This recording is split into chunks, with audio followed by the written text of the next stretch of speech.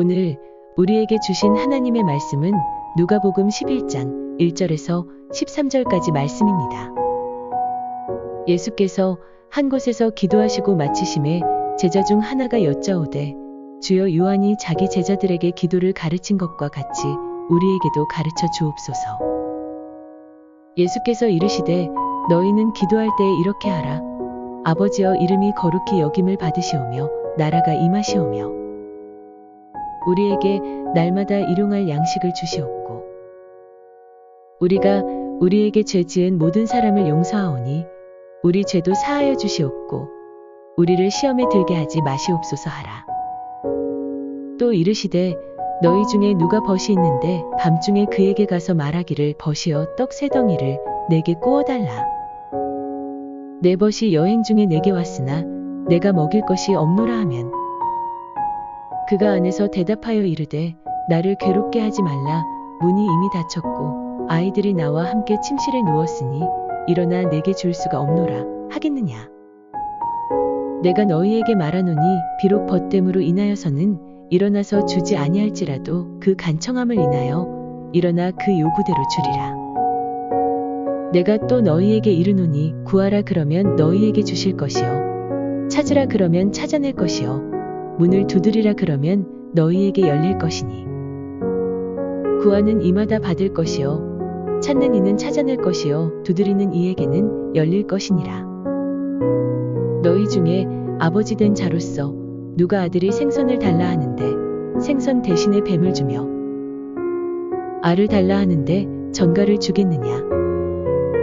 너희가 악할지라도 좋은 것을 자식에게 줄 줄 알거든 하물며 너희 하늘 아버지께서 구하는 자에게 성령을 주시지 않겠느냐 하시니라.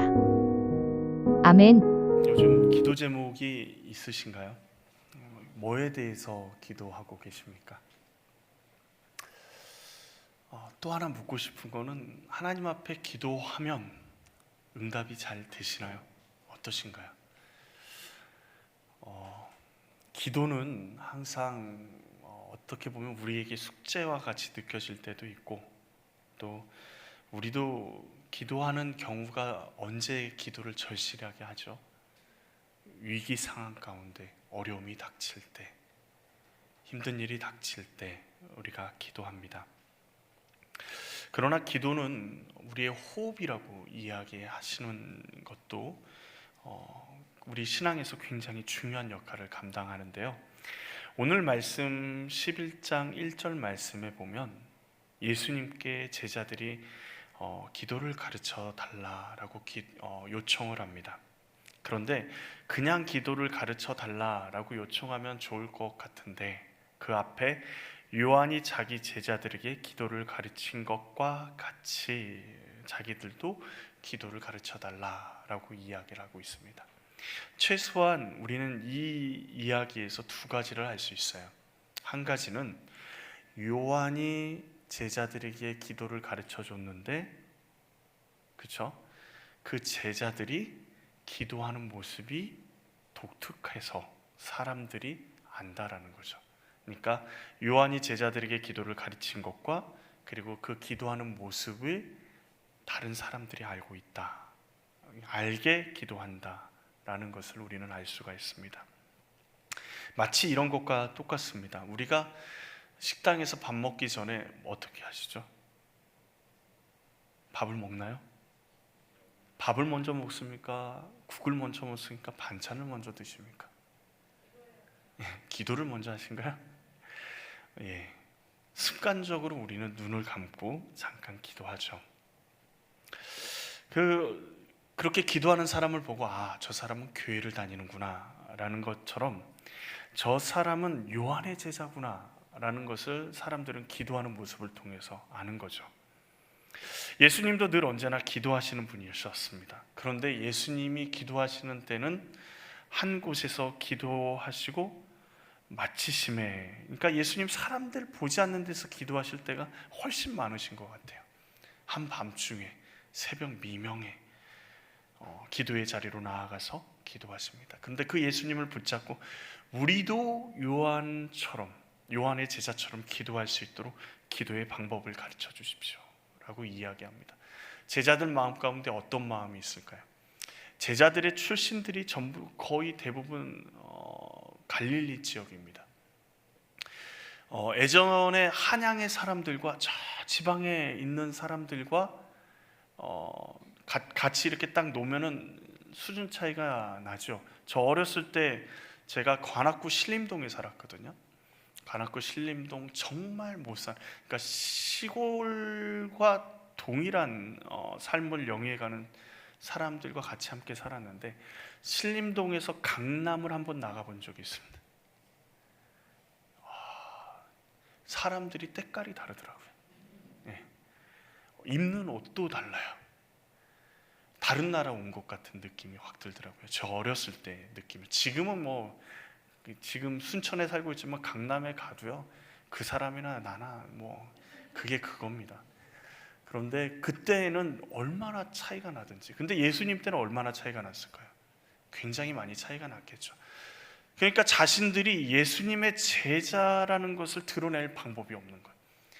이렇게 딱 가만히 예수님을 수행하고 가는데 사람들이 옆에 와가지고 당신도 예수님한테 어디 고침을 받기 위해서 오셨나요?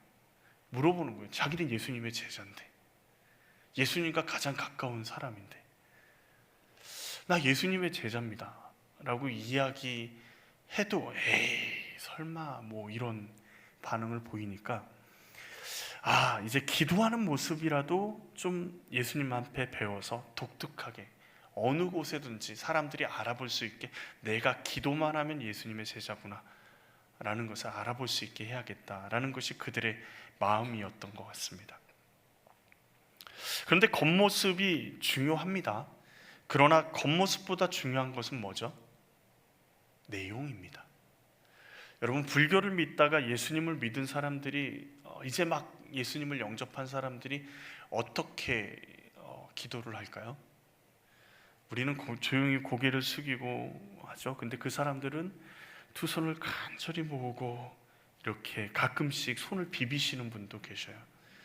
비나이다는 아니지만 예수님 도와주십시오. 그 내용은 예수님의 십자가의 사랑, 예수님의 놀라운 은혜에 대한 내용인데, 불교의 습관이 그대로 남아 있는 거예요. 동남아시아에 이제 선교 여행을 가시다 보면 그들이 인사를 어떻게 하는 줄 아십니까? 예수를 믿는 사람이든 예수를 믿지 않는 사람이든 안녕하세요 이렇게 인사해요. 스님처럼요. 저는 몰랐는데 자기보다 나이 어린 사람한테는 코 밑으로 자기보다 나이가 많은 사람한테는 위로 이렇게 인사를 하더라고요. 그런데 그 사람들의 내용, 그 사람들이 예수님을 사랑하는 그 마음, 그리고 그들의 예수님을 향한 기도를 하나님이 그렇게 불교식으로 했다고, 야 불교식으로 하니까 너는 땡, 다시 배워갖고 와라 이렇게 얘기하실까요? 하나님은 그 마음을 받으실 겁니다. 그러면 반대로 한번 생각해 볼까요? 겉모양은 예수 그리스도를 믿는 사람이에요. 20, 30년을 정말 신앙생활을 뜨겁게 하는데 그 기도의 내용이요, 세상의 종교를 가진 사람들의 내용과 다를 바가 없으면 하나님이 받으실까요? 받지 않으시지 않을까요? 우리의 기도의 내용이 다른 종교를 가진 사람들의 기도의 내용과 기도의 대상만 다르지 내용이 똑같다면 우리는 기도의 내용을 점검해야 합니다. 오늘 예수님께서 어떻게 기도하라고 말씀하시죠? 우리 9절, 10절 말씀을 같이 한번 읽어볼까요? 9절, 우리가 잘 아는 말씀입니다. 내가 또 너희에게 이르노니 구하라 그러면 너희에게 주실 것이요, 찾으라 그러면 찾아낼 것이요, 문을 두드리라 그러면 너희에게 열릴 것이니 구하는 이마다 받을 것이요, 찾는 이는 찾아낼 것이요, 두드리는 이에게는 열릴 것이니라. 아멘. 구하면 주시고 찾으면 찾아낼 것이고 두드리면 열린다. 얼마나 좋습니까? 기도하시나요? 지금 이 말씀을 우리가 생각하면 기도해야 되겠다라는 생각이 절로 들죠. 그런데 이 본문 9절에서 10절 본문을 보면서 이렇게 질문해 보신 적 있습니까? 무엇을 구해야 되죠? 무엇을 찾아야 될까요? 무엇을 두드려야 될까?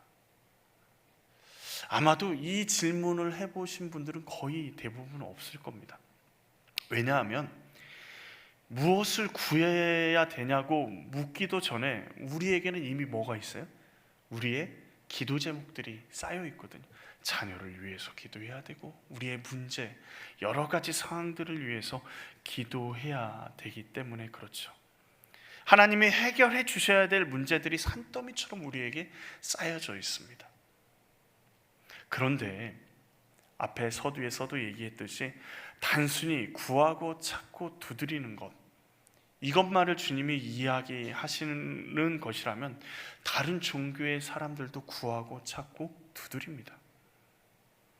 그런데 중요한 게 뭐죠? 무엇을 구하느냐, 무엇을 찾느냐, 어느 문을 두드리느냐가 다른 종교의 기도인지 예수님을 믿는 사람의 기도인지를 결판내는 것을 보게 됩니다. 예수를 믿는 우리가 질문해야 되는 건 뭐냐면 무엇을 구해야 되는가? 조금 더 깊이 있게 질문한다면요, 우리에게 정말 필요한 기도는 무엇인가? 입니다. 첫 번째로 예수님은 기도의 방법이 아니라 내용을 말씀하고 계십니다. 방법이 아니라 내용을 말씀하세요. 제자들은 자신들을 드러내기 위해서 구별될 수 있는 기도의 방법을, 기도의 모습을 가르쳐 주기를 청했지만 예수님은 뭘 가르치십니까? 너희는 기도할 때 이렇게 하라 라고 말씀하시면서 가르쳐 주십니다. 엘리야처럼 무릎과 무릎 사이에 머리를 넣고 기도해야 된다, 해보셨습니까?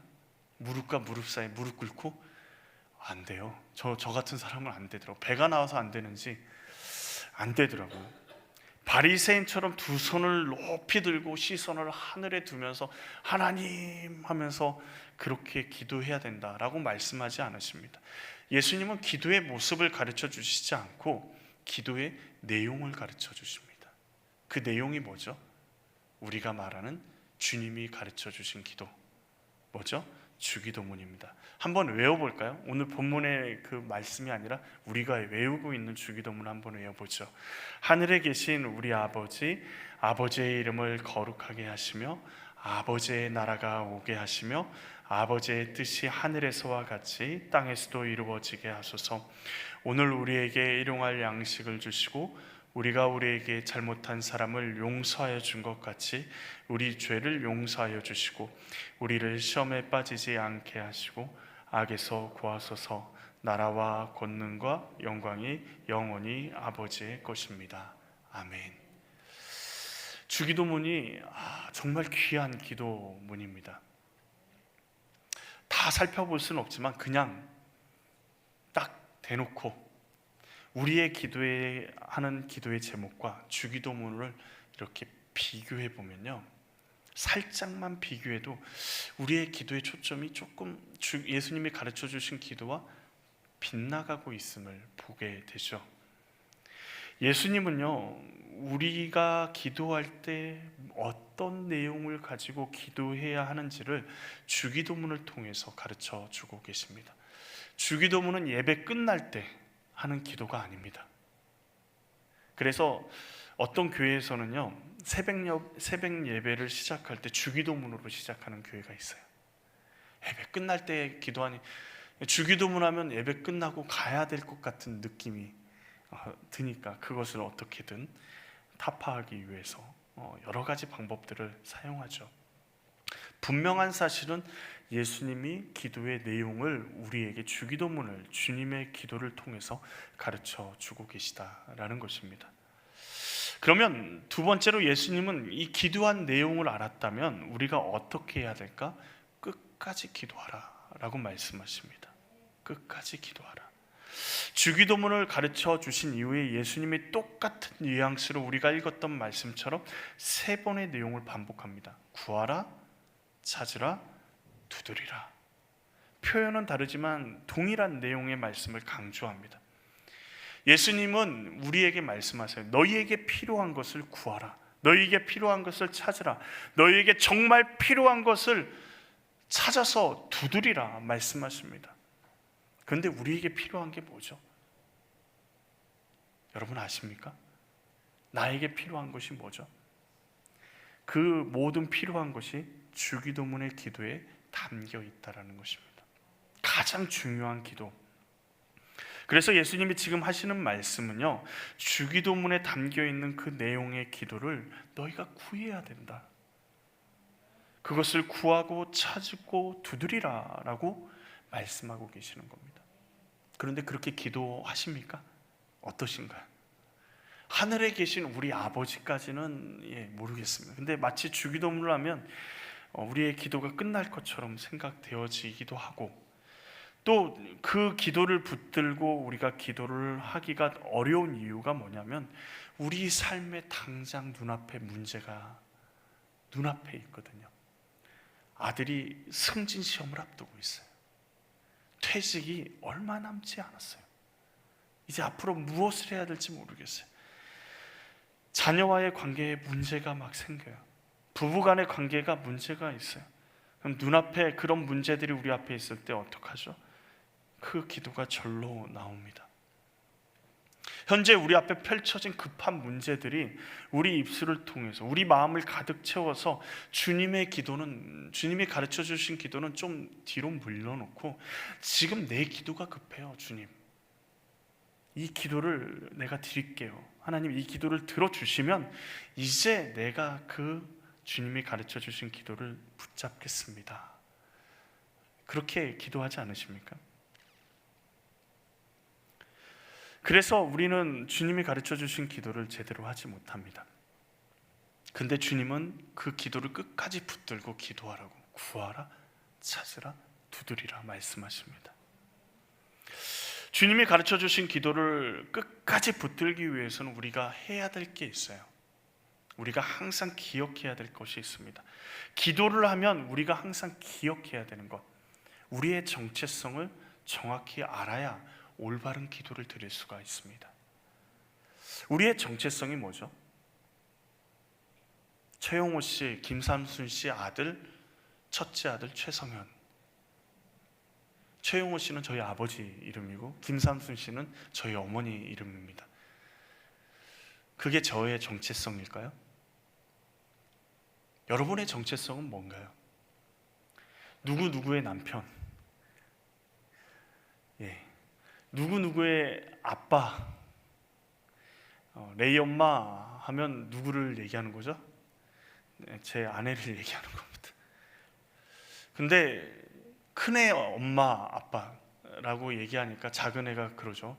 왜 내 엄마 아빠는 없냐, 뭐 이렇게 얘기할 수도 있겠죠. 근데 우리의 정체성은 그런 것들이 우리의 정체성이 아니에요. 예수 그리스도를 구주로 영접한 우리는요, 하나님의 자녀가 우리의 정체성이에요. 하나님의 자녀라는 정체성이 가장 중요합니다. 우리는 하나님의 사랑받는 자녀입니다 라고 고백하잖아요.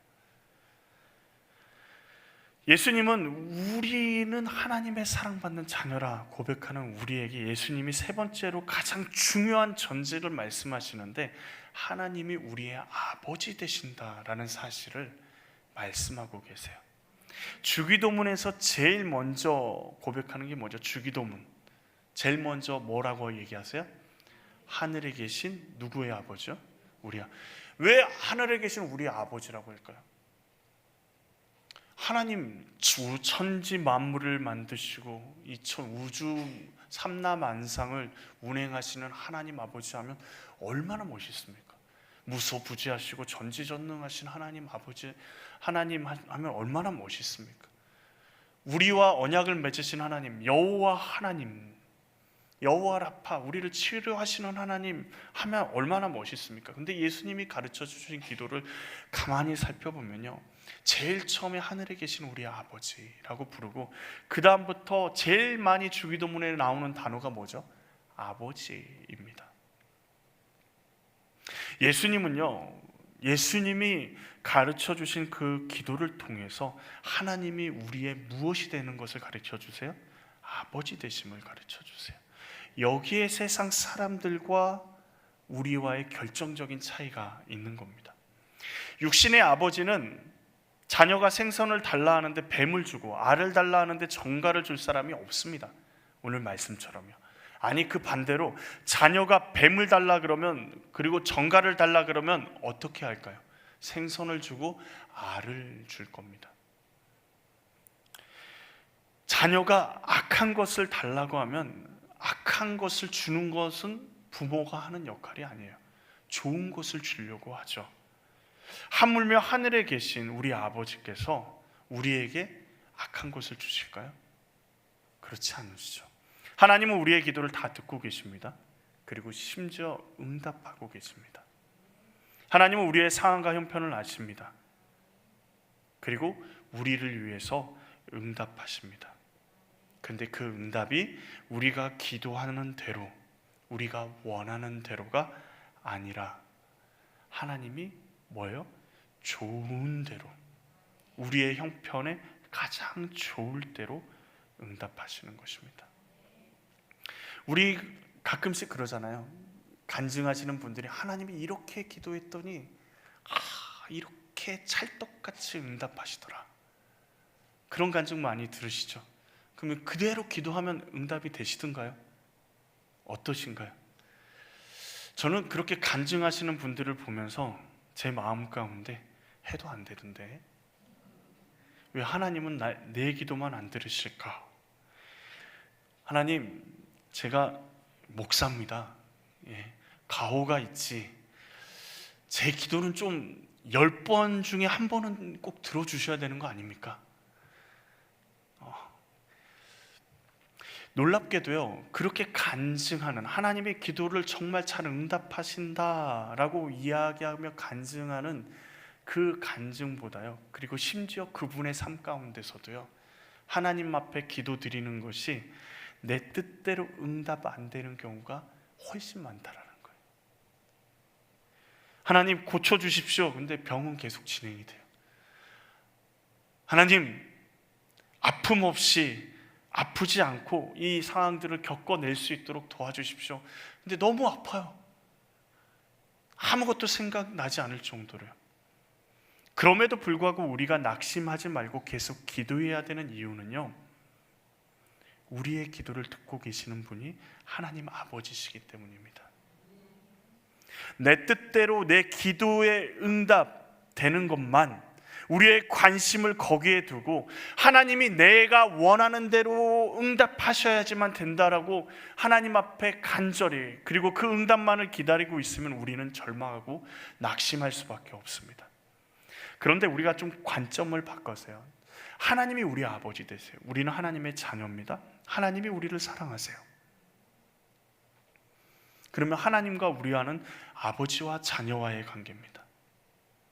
그러면 우리는 믿음을 가지고 하나님의 사랑에 기댈 때 우리의 모든 기도는요, 믿음과 사랑의 언어가 되기 시작합니다. 내 상황이 힘들수록 하나님의 음성을 듣고, 하나님 뜻이 도대체 어디 있습니까? 아직도 멀었나요? 그런데 더 중요한 것은 우리 마음 가운데 확신이 있죠. 우리보다 우리를 더 사랑하시고 잘 아시는 하나님 아버지께서 우리에게 선한 길로 인도하신다라는 확신. 우리 아버지 되시는 하나님은 실수가 없으십니다. 여러분 그런 실수 해보셨죠? 육신의 아버지, 자녀를 키우면서 내 자녀에게 정말 좋은 것이라고 막 해줬어요. 그런 분들 가끔씩 있어요. 보약, 좋은 보약이라고 막 먹였어요. 근데 아이가 점점 살이 찌는 거예요. 크면서 이제 비만이 되어가는 거예요. 그러면서 후회하죠. 그때 그 보약을 먹이지 말았어야 되는데. 저 건강하라고 먹였는데 건강하지가 못한 거예요. 이 아이는 이것을 먹이면 안 되는 체질이었는데 좋다니까 먹인 거죠. 왜요? 모르니까요. 육신의 부모는요, 자녀에게 좋다고 생각하고 먹이고 입히고 좋은 것을 해주지만 그것이 시간이 지나서 자녀에게 잘못된 것인 것을 알 때가 있어요. 육신의 아버지, 육신의 부모는 실수할 수 있습니다. 자신도 모르게 자녀에게 독약을 줄 수도 있는 거예요. 그러나 하나님 아버지는요, 실수하지 않으십니다. 그 말은 무슨 말입니까? 하나님 아버지는 실수하지 않으십니다 라고 믿는 것은, 그 말은 무슨 말이죠? 우리가 보기에 아무리 좋아 보여도요, 우리가 해가 될 만한 것은 하나님은 결탄코 주지 않으신다라는 겁니다. 여러분, 기도하고 있는데 기도를 계속 하는데 하나님이 응답하지 않으신다 그러면 고민해 보셔야 돼요. 이게 좋을까 안 좋을까? 저도 기도를 계속합니다. 기도는 하셔야 돼요. 계속 합니다. 하나님, 저에게 좀 많은 돈을 주십시오. 좀 많은 재산을 주십시오. 기도를 하지만 하나님은 끊임없이 안 주세요. 어떻게 한결같이 신실하게 안 주세요. 뭐 때문에요? 그게 저를 망칠 수 있다라고 생각하시기 때문에. 하나님을 믿는다면 우리의 뜻대로 생각대로 기도가 이루어지지 않는다고 해도 하나님 아버지를 믿기에 그 뜻이 이루어질 것을 기도할 수 있습니다. 하나님은 우리에게 늘 좋은 것을 주십니다. 어떻게 할 수 있죠? 이미 우리에게 가장 귀한 것을 주셨어요. 독생자 예수 그리스도를 아낌없이 주셨습니다. 여러분, 아들을 대신해서 다른 사람의 생명을 살렸어요. 그런 거 해보셨나요? 자녀들 이름이 쫙 적어놓고 이 자녀 중에 포기할 자녀를 내려놓으라 그러면 누구를 내려놔야 될지 몰라요. 다 소중해. 근데 그 한 명의 자녀를 내려놓을 때 마음이 어때요? 어떨 것 같습니까? 이름만 내려놔도 굉장히 미안해요. 그 자녀에게. 그런데 여러분, 아들을 다른 사람의 생명을 살리기 위해서 내어주면 그 다른 사람의 생명이 귀하지 않을까요? 아들을 아낌없이 주신 하나님께서 우리가 원하는 것을 주시지 않을 이유가 있습니까? 우리에게 좋은 것인데. 아들의 생명을 아낌없이 주신 하나님이 우리에게 무엇을 아끼실까요? 하나님에게는 우리의 생명은요, 천하보다 귀합니다. 우주 만물보다 귀해요. 왜요? 우리의 생명을 누구와 바꿨어요? 예수 그리스도와 바꿨기 때문에요. 그러기에 우리가 첫 번째로 기도해야 될 제목이 뭐냐면 하나님 나라와 의입니다. 마태복음 6장 33절에 그런즉 너희는 먼저 그의 나라와 그의 의를 구하라. 그리하면 이 모든 것을 너희에게 더하시리라 라고 말씀하십니다. 예수님께서 가장 중요하다고 말씀하시는 기도의 제목, 주기도문도 하나님 나라와 의에 대해서 말합니다. 좋은 것으로 주시기 위해서. 그런데 하나님의 나라와 의를 구하는 게 너무 힘들잖아요. 앞에서 살펴보기에 봤듯이 너무도 많은 문제들이 우리 앞에 산적해 있기 때문에. 그래서 하나님이 우리에게 좋은 것을 주십니다. 너희가 악할지라도 좋은 것을 자식에게 줄 알거든 하물며 하늘 아버지께서 구하는 자에게 무엇을 주시지 않는다고요? 성령을 주시지 않겠느냐. 자, 13절 말씀을 이렇게 딱 생각해 보면 좋은 것을 자식에게 줄 알거든 하물며 너희 하늘 아버지께서 구하는 자에게 원래 뭐가 들어와야 돼요? 좋은 것으로 주시지 않겠느냐가 들어와야 되는데 거기에 뭘 넣었어요? 성령을요. 먼저 하나님의 나라와 의를 구하는 게 굉장히 어렵습니다. 그래서 우리에게 필요한 게 성령입니다. 성령님이 우리와 함께 하시면 하나님의 나라와 의를 구할 수 있게 돼요.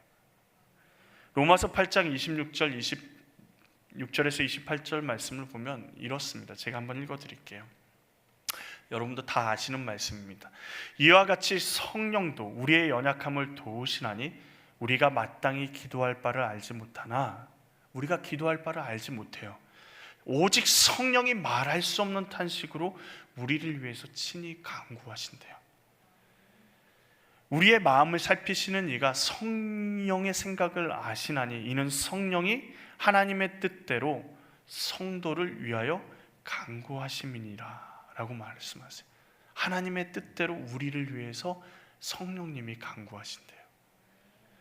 그러면서 28절에 이렇게 얘기합니다. 우리가 알거니와 하나님을 사랑하는 자 곧 그 뜻대로 부르심을 입은 자들에게는 모든 것이 협력하여 선을 이루느니라.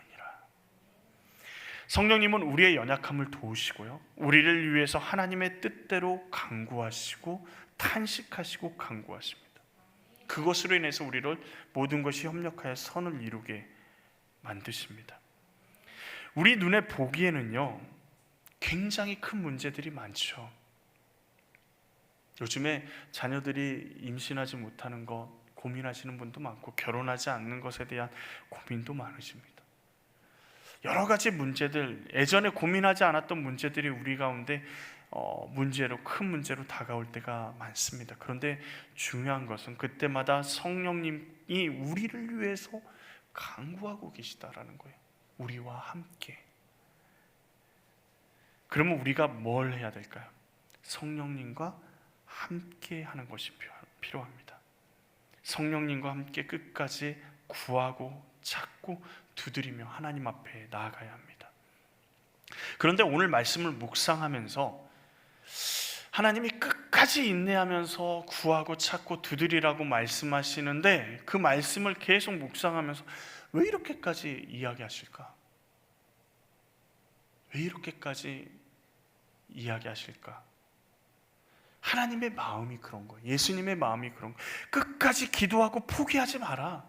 내가 너에게 응답할 거고, 내가 너를 축복하기를 원하고, 내가 너에게 놀라운 일들을 보여주길 원한다. 그 하나님의 간절한 마음이 느껴지십니까? 사랑하는 자녀에게 전부를 다 주기를 원하시고 좋은 것으로만 주기를 원하시는 그 하나님의 마음이 느껴지십니까? 그 마음이 무엇으로 우리에게 응답되는 거예요? 성령님으로요. 우리를 홀로 두지 않으시고요, 우리와 동행하게 하시고요, 우리를 위해서 간구하게 하시고요, 우리를 위해서 마음 아파하게 하시고요, 하나님의 뜻을 따라서 끝까지 기도하게 하시는 성령님이 우리와 함께 하게 하시겠다 말씀하시는 겁니다. 우리를 포기하지 않으세요. 하나님의 나라와 의를 위해 끝까지 포기하지 않으시고 하나님이 우리를 붙드시겠다고 말씀하고 계십니다. 우리가 그 은혜를 누리며 살아가기를 하나님은 원하시는 것입니다. 끝까지 기도하셔야 합니다. 포기하지 마십시오. 성령님이 우리를 깨닫게 하실 것입니다. 잘못된 기도는 고쳐지게 될 것이고, 그리고 더 중요한 기도로 우리가 기도를 하면 할수록 나아가게 되는 것입니다. 성령님이 우리와 함께 하십니다. 우리가 가진 것들이 많이 있습니다. 그것들의 많은 기도의 제목들 가운데 구하고 찾고 두드리지만, 그것을 하나님이 놀랍게 역사하심으로 우리를 붙들어 주시는 것들을 경험하기를 원합니다. 하나님은 우리에게 축복해 주시길 원하십니다. 끝까지 기도하고 포기하지 마십시오. 우리에게 가장 중요한 놀라운 은혜를 주신 줄 믿습니다. 우리가 아까 불렀던 찬양인데요, 오직 예수뿐이네, 우리 같이 찬양하면 좋을 것 같은데요. 은혜 아니면 살아갈 수가 없네, 호흡마저도 다 주의 것이네. 근데 놀랍게도요, 하나님은 우리가 하나님한테 무엇인가를 드릴 것처럼 생각돼요. 이 찬양의 가사도 그렇잖아요. 호흡마저도 다 주의 것이고, 세상 평안과 위로가 없어도요, 예수님뿐이 없다고 얘기하는데, 우리에게 기억되는 것은요, 호흡마저도,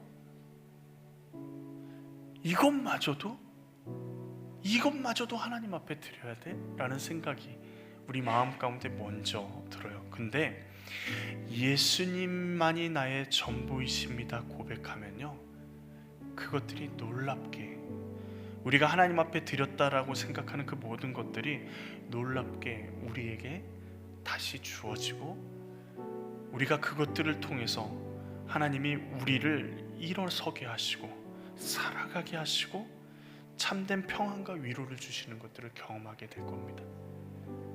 그것이 하나님이 우리가 기도하길 원하시는 이유고, 구하고 찾고 두드리라고 말씀하시는 이유인 줄 믿습니다. 우리 같이 찬양할까요?